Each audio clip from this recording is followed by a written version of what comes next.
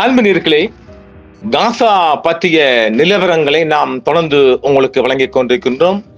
7 விடயங்கள் குறித்து நாம் தொடர்ந்து இந்த விடயங்கள் தளிக்கின்றோம்.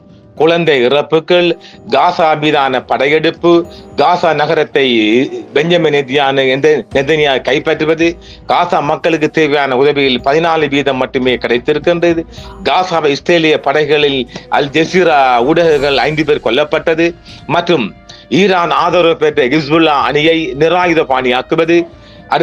அடுத்த மாதம் என்றால் செப்டம்பர் மாதம் காசாவை ஒரு சுதந்திர நாடாக அங்கீகரிப்பது பற்றிய தொடர். எனவே இவைகளை பற்றி தான் நாம உங்களுக்கு முன்னோட்டமாக தந்து அந்த தொடரின் 2வது பகுதிக்குள் நாங்கள் வந்திருக்கின்றோம். காசாவின் சுமார் 70 முதல் 75% நிலப்பரப்புகள் இஸ்ரேலின் கட்டுப்பாட்டில் வந்துவிட்டது. ஆனால் எங்களிடம் மீதமுள்ள 2 கோட்டைகள் உள்ளன. இவை காசா நகரம் மற்றும் அல் மவாசியில் உள்ள மைய முகாம்கள் என்று நெதன்யாஹு தெரிவிக்கின்றார். ஹமாஸ் ஆயுதங்களை கீழே போட மறுத்துவிட்டதால் இஸ்ரேல் வேலையை முடித்து ஹமாஸின் தோல்வியை முடிப்பதை தவிர வேறு வழி இல்லை என்று நெதன்யாஹு தெரிவிக்கின்றார். மேலும் நடவடிக்கை மிகவும் விரைவாக தொடங்கும் என்றும் அவர் எதிர்பார்க்கின்றார். அதாவது கூடிய சீக்கிரம் வெரி ஷார்ட்லி முடிக்கப்படும், அதான் நடக்க போகுது. ஒரு சுதந்திர பாலஸ்தீன அரசு நிறுவப்படும் வரை ஹமாஸ் நிராயுத பாணி ஆகாது என்று கூறுகிறார். எப்படி? அதாவது ஹமாஸ ஒட்டுமொத்தமாக கொஞ்சம் கிட்ட நெருங்கினால் ஓரளவு அங்க அண்டர் கிரவுண்டுக்குள்ள முடிக்கலாம் என்று எதிர்பார்க்கப்படுகிறது. பொய்களின் உலகளாவிய பிரச்சாரம் என்று அவர் அழைத்ததற்கு எதிராக நெதன்யாஹு பின்வாங்கினார். மற்றவர்களின் ஆதரவுடன் அல்லது இல்லாமல் நாங்கள் போரை வெல்வோம் என்று அவர் மேலும் தெரிவிக்கின்றார். அவசர கூட்டத்திற்கு மற்றவர்களுடன் சேர்ந்து அழுத்தம் கொடுத்த இஸ்ரேலின் நெருங்கிய கூட்டாளியான பிரிட்டன் நெதன்யாஹுவின் திட்டம் மோதலை நீடிக்கும் அபாயம் இருப்பதாக நியூயார்க்கில் எச்சரித்தது. வியாழக்கிழமை உதவி விமானம் மூலம் வீசப்பட்ட போது காசா நகரத்திற்கு மேலே புகை எழுவதை வான்வழி படம் காட்டுகிறது. அவன் தொடர்ந்து அடித்துக் கொண்டிருக்கிறான். காசா நகரை கையகப்படுத்தும் திட்டம் தவறு என்று இஸ்லாமர் கூறுகிறார். மேலும் இஸ்ரேல் மறுபரிசீலனை செய்ய வேண்டும் என்றும் அவர் வலியுறுத்துகின்றார். இது காசாவில் உள்ள பலஸ்தீன பொதுமக்களின் துன்பத்தை மேலும் ஆழமாக்கும். இது தீர்வுக்கான பாதை அல்ல, இது மேலும் இரத்த களரிக்கான பாதை என்று ஐநாவுக்கான பிரிட்டிஷ் துணை தூதர் ஜேம்ஸ் கரிகுகி கூறுகின்றார். அல்ஜீரியாவின் தூதர் அமென் பென்ஜாமா அதன் காசா நகர திட்டத்திற்கு பதிலளிக்கும் விதமாக இஸ்ரேல் மீது பொருளாதார தடைகளை விதிக்க வேண்டும் என்று அழைப்பு விடுத்திருக்கின்றார். கிரேட். மனித குலத்தின் எதிரி மீது பொருளாதார தடைகளை விதிக்க வேண்டிய நேரம் வந்துவிட்டது என்று அவர் கூறியிருக்கின்றார். உலக பரப்பில் அதுவும் ஒரு பேசு பொருளாக பார்க்கப்படுகின்றது. பலஸ்தீன தூதர் ரியாத் மன்சூர் கூறினார், வேறொரு நாடாக இருந்தால் நீங்கள் நீண்ட காலத்துக்கு முன்பே பொருளாதார தடைகளை விதித்திருப்பீர்கள். ஆனால் இது ஒரு முஸ்லிம் நாடு என்பதால் நீங்கள் அதை கண்டுகொள்ளவில்லை என்று ரியாத் மன்சூர் அழகாக தெளிவாக எடுத்துரைக்கின்றார். இது நியூயார்க்கில் நடைபெற்ற சம்பவம் ஒன்று. இருப்பினும் பாதுகாப்பு கவுன்சிலின் வீட்டோ திறன் கொண்ட நிரந்தர உறுப்பினரான அமெரிக்கா இஸ்ரேலுக்கு ஆதரவு அளித்ததுடன் ஞாயிற்றுக்கிழமை நேற்று முன்தினம் கூட்டத்தை ஆதரித்த நாடுகள் இஸ்ரேல் பற்றி பொய்களை பரப்புவதன் மூலம் போரை தீவிரமாக நீடிப்பதாக குற்றம் சாட்டுகின்றது. இஸ்ரேல் அதன் பாதுகாப்பிற்கு என்ன அவசியம் என்று ஹமாஸால் முன்வைக்கப்படும் அச்சுறுத்தலை முடிவுக்கு கொண்டு வர எந்த நடவடிக்கையும் எடுக்க பொருத்தமானவை என்பதை முடிவு செய்யும் உரிமையை கொண்டுள்ளது என்று ஐநாவுக்கான அமெரிக்க தூதர் டோரதிஷியா கூறினார். அவன் அப்படித்தானே சொல்லுவான். இஸ்ரேலின் ராணுவ தாக்குதலில் குறைந்தது 61,000 பலஸ்தீனியர்கள் கொல்லப்பட்டதாக காசாவின் சுகாதார அமைச்சகம் தெரிவித்துள்ளது. அவர்களில் பெரும்பாலானோர் பொதுமக்கள். இந்த எண்ணிக்கையில் இடிபாடுகளுக்கு புதைந்ததாக நம்பப்படும் ஆயிரக்கணக்கானோர் அல்லது போரின் விளைவாக மறைமுகமாக கொல்லப்படும் ஆயிரக்கணக்கான மக்கள் சேர்க்கப்படவில்லை. அதாவது இந்த 61,000 மேல உள்ள கணக்குத்தான். இந்த கட்டிட சிதைபாடுகளுக்குள்ளும் பொடிகள் காணாத மக்களும் இதில் அடங்கவில்லை. அதில் ஒரு 10,000 போட்டுக்கொள்வோம். கிட்டத்தட்ட ஒரு உலக பரப்பில் பார்க்கப்பட்டதாக ஒரு 70,000 75,000 மக்கள் கொல்லப்பட்டிருக்கின்றார்கள். உலகத்தின் எங்கும் இப்படியான ஒரு அநீதி நடக்கவில்லை. ஐநாவுக்கான இஸ்ரேலின் துணை தூதர் ஜொனதன் மில்லர் கூறினார், ஹாலோகாஸ்டுக்கு பிறகு யூத மக்களுக்கு எதிராக மிகவும் கொடூரமான தாக்குதலை சந்தித்த இஸ்ரேல் மீது அழுத்தம் கொடுக்க கூடாது, மாறாக ஹமாஸ் மீது அழுத்தம் கொடுக்க வேண்டும் என்று சொல்கின்றார். எப்படி இருக்குது? உலகளாவிய பார்வையாளருக்காக மத்திய கிழக்கில் நடக்கும் நிகழ்வுகளை மிக உன்னிப்பாக கவனம் செலுத்துகின்ற போது காசாவுக்கு இருந்து 24 மணி நேரமும் நேரடி புது செய்திகளை பார்க்கின்ற போது கிட்டத்தட்ட ஒரு 1 ஹவருக்கு 10 மக்கள் கொல்லப்படுவதாக கணக்கெடுக்கப்படுகின்றது. உண்மையை சொல்ல போனால், சரியா சொல்ல போனால் அப்படிதான் பார்க்கலாம். காசா மீதான இஸ்ரேலிய வான்வழி தாக்குதலில் கொல்லப்பட்ட 5 பத்திரிகையாளர்கள் அல் ஜசீராவில் பிரபல நிருபர் அனஸ் ஷரீஃபை சொல்லுகின்றது. அல் ஷிஃபா மருத்துவமனைக்கு வெளியே ஒரு கூடாரத்தில் நடத்தப்பட்ட தாக்குதலில் முன்னணி செய்தி சேகரிப்புக்கு பெயர் பெற்ற பத்திரிகையாளர், இளம் பத்திரிகையாளர் மீது வேண்டுமென்றே திட்டமிட்டு இஸ்ரேல் தாக்குதல் செய்திருக்கின்றது. அதுவும் நாமளும் ஒரு ஊடகர் என்ற வகையில் இந்த காட்டு மிராண்டித்தனத்தை மிக வன்மையாக கண்டிக்க போகணும். ஊடகர் என்று சொல்கின்றவர்கள் உங்கள மனதால் நீங்கள் சொன்னாலே போதும், இந்த ஊடக செய்தி, இந்த தமிழ் ஊடகத்தினூடாக எமது கண்டனத்தையும் எமது ஆக்ரோஷமான கண்டனத்தையும் பதிவு செய்கின்றோம். அல் ஷிஃபா மருத்துவமனைக்கு வெளியே ஒரு கூடாரத்தில் நடத்தப்பட்ட தாக்குதலில் வேண்டுமென்றே திட்டமிட்டு இஸ்ரேல் இப்படி செய்திருக்கின்றது. ஏற்கனவே நான் நினைக்கின்றேன் இந்த 22 மாதத்திற்குள் 53 கிட்டத்தட்ட ஒரு 75 ஊடகர்கள் கொல்லப்பட்டிருக்கணும். கிட்டத்தட்ட அத்தனையும் முஸ்லிம் ஊடகர்கள். காசா மீதான இஸ்ரேலிய வான்வழி தாக்குதலில் கொல்லப்பட்ட 5 பத்திரிகையாளர்களில் அல் ஜசீராவின் பிரபல நிருபர் அனஸ் ஷரீப் தான் இன்றைய உலகின் பேசும் பொருளாக மாறியிருக்கின்றார். அல் ஷிஃபா மருத்துவமனைக்கு வெளியே ஒரு கூடாரத்தில் நடத்தப்பட்ட தாக்குதலில் முன்னணி செய்தி சேர்க்கின்றார் கொல்லப்படுகின்றார். அந்த போட்டோ கொடுக்கார பாருங்க, அவர் பிரஷ் அண்ட் யூனிஃபார்ம் போட்ட மாதிரி தான் நம்ம ஆன்லைன் நியூஸ் கொடுப்பார்.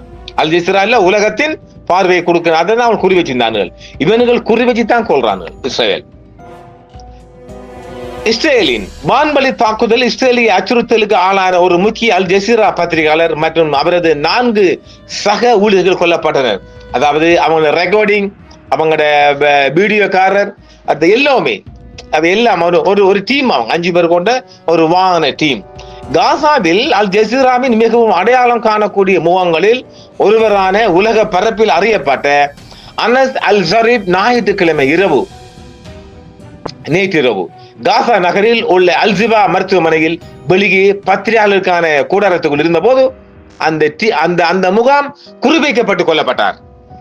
கத்தாரை தளமாக கொண்ட ஒளிபரப்பாளரின் கூற்றுப்படி அல் ஷரீப் அல் ஜசீரா நிருபர் முகமது ஷ்ரீகே மற்றும் கேமராமேன் ஆபரேட்டர்கள் இப்ராஹிம் ஜஹர், முகமது நௌஃபால் மற்றும் ஹேமான் அலிமா உட்பட மொத்தம் 7 பேர் தாக்குதலில் கொல்லப்பட்டார். 5 பேர் சொல்லப்பட்டாலும் பிந்திய தகவலில் 7 பேர் கொல்லப்பட்டிருக்கிறார்கள். வியாழக்கிழமை காசா நகரத்தின் தெற்கு அல் ஜீடாவின் சுற்றுப்புறத்தில் இஸ்ரேலிய தாக்குதலுக்கு பிறகு ஒரு பலஸ்தீனிய பெண் இடுபாடுகள் நடந்து செல்கிறார். பேரழிவு மற்றும் பட்டினி குறித்து ஐநா எச்சரித்த நிலையில் காசா நகர திட்டத்தை நெதன்யாகு பாதுகாக்கிறார். இஸ்ரேல் பாதுகாப்பு படை தாக்குதலை ஒப்புக்கொண்டது. நிருபர் ஹமாஸ் பயங்கரவாத அமைப்பில் பாருங்க, அந்த அனசை சொல்றாங்க, நிருபர் ஹமாஸ் பயங்கரவாத அமைப்பில் ஒரு பயங்கரவாத பிரிவின் தலைவராக பணியாற்றினார். இஸ்ரேலிய பொதுமக்கள் மற்றும் ஐடிஎஃப் படைகளுக்கு எதிராக ராக்கெட் தாக்குதல்களை முன்னெடுப்பதற்கு பொறுப்பேற்றார் சொல்றான். அட பாவி, ஒரு பொசிஷன் பொருந்த சொல்லுண்டா. அவர் 24 மணி நேரமும் யூனிஃபார்த்துடன் அந்த களத்தில் இருக்கிறார். நியூஸ் கொடுத்துக்கிட்டு அனஸ், அது உலகத்துல பார்த்தீங்கன்னா உங்களுக்கு புரியும். அல் ஜசீராவை ஓபன் பண்ணீங்கன்னா அவர் எப்போதும் அந்த களத்தில் இருப்பார். ஒரு இளம் ஊடகர், நாளைக்கு அவருக்கு 28 வயசு நினைக்கிறேன், எங்க அறிஞ்ச சம்பவம். அவர் எங்கடா சாங்க போனார்? ரொம்ப அநியாயமான பொய்தா. இப்படித்தான்டா எல்டிடி காரனுக்கும் அந்த பொதுமக்களை இந்திய ஸ்ரீலங்காவிலையும் வடகிழக்குல ஊடகக்காரர்களை கொல்லி போட்டு அவர் எல்இடி பயங்கரவாதிகள் சொல்லுவாங்க. இங்கேயும் இந்த நாட்டுக்குள்ளேயும் காசாவில் கிடைத்த உளவுத்துறை மற்றும் ஆவணங்கள் ஆதாரமாக வைத்திருப்பதாக அது கூறுகிறது. ஐடிஎஃப் சொல்றான், ஐடிஎஃப் காரன் சொல்றான், அவனோட உளவுத்துறை அப்படி சொல்ல பச்சை போய். ஆனால் காசா போர் குறித்து முன்னணியில் செய்தி வெளியிட்டதற்காக அவர் குறிவைக்கப்பட்டதாகவும் இஸ்ரேலின் கூற்றுக்கு ஆதாரங்கள் இல்லை என்றும் மனித உரிமை ஆர்வலர்கள் தெரிவிக்கின்றனர். பச்சை போய். அதாவது உலகத்துக்கு இவன் இஸ்ரேலிய அட்டூழியங்களை முதல் கொடுப்பது அல் ஜசீரா. அப்ப அல் ஜசீரா எங்க இருந்து எடுக்குது? காசாவில இருந்து டைரக்டா செய்தி எடுத்துரும். காசாவில டைரக்டா செய்தி எடுக்கிற அவங்கதான். அதனால இவங்க குறிவைக்கப்பட்டாங்க. அதை ஒன்றும் செய்யல. அவங்கள என்ன செய்யலாம்?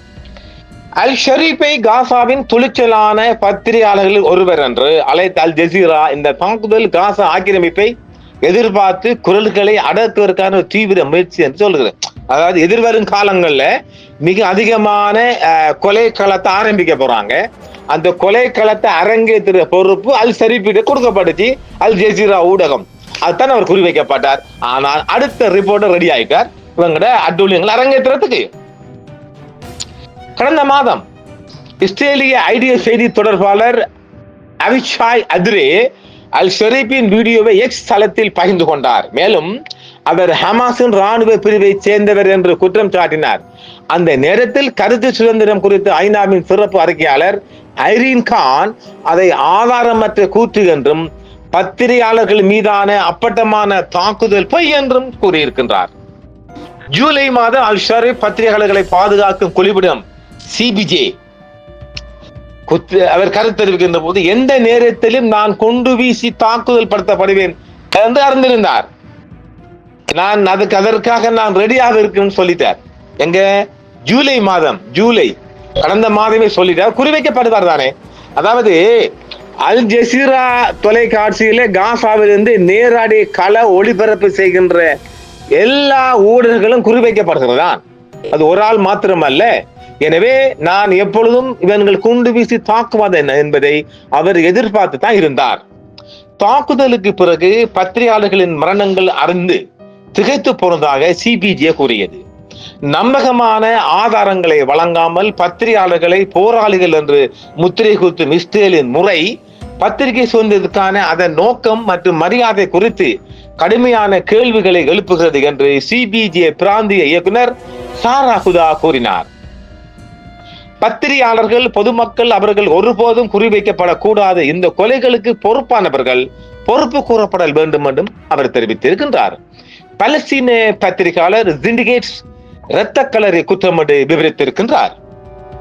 இந்த ஆண்டு ஜனவரியில் ஹமாஸ் மற்றும் இஸ்ரேல் இடையிலான போர் நிறுத்தத்துக்கு பிறகு அல் ஷரீப் ஒரு நேரடி ஒளிபரப்பின் போது டசன் கணக்கான காசா குடியிருப்பாளர்கள் போர் நிறுத்தத்தை கொண்டாடும் போது தனது உடல் கவசத்தை அகற்றிய போது பரவலான கவனத்தை ஈர்த்தார்.